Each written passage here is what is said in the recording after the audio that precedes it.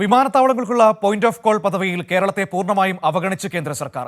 കഴിഞ്ഞ 3 വർഷത്തിനിടെ വിമാനത്താവളങ്ങൾക്ക് നൽകിയ 13 POCകളിൽ ഒന്നുപോലും കേരളത്തിനില്ല. കണ്ണൂർ വിമാനത്താവളത്തിന് POC അനുവദിക്കാത്ത പശ്ചാത്തലത്തിൽ ഡോക്ടർ ജോൺ ബ്രിട്ടാസ് MP രാജ്യസഭയിൽ ഉന്നയിച്ച ചോദ്യത്തിനാണ് കേന്ദ്ര അവഗണന വ്യക്തമായത്.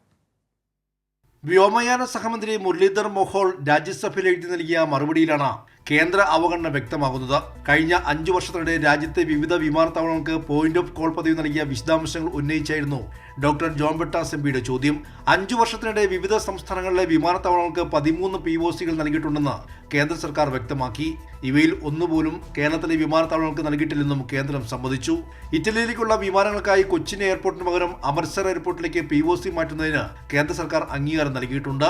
2023 ജയ്പൂരിൽ നിന്നും കണ്ണൂരിലേക്ക് പ്രവർത്തനം മാറ്റാനുള്ള ഇത്തിഹാദ് എയർലൈൻസിന്റെ അഭ്യർത്ഥന കേന്ദ്രം നിരസിച്ചിരുന്ന സാഹചര്യത്തിലാണ് വിവരങ്ങൾ പുറത്തുവരുന്നത്. ഉത്തര മലബാറിൽ നിന്നും ഗൾഫ് രാജ്യങ്ങളിലേക്ക് നിരവധി യാത്രക്കാരുള്ളത് ചൂണ്ടിക്കാട്ടി കണ്ണൂർ എയർപോർട്ടിന് POC വേണമെന്ന ആവശ്യം ഉന്നയിച്ചിട്ട് വർഷങ്ങളായി.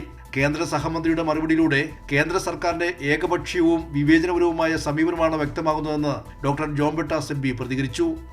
കൈരളി ന്യൂസ്, ദില്ലി.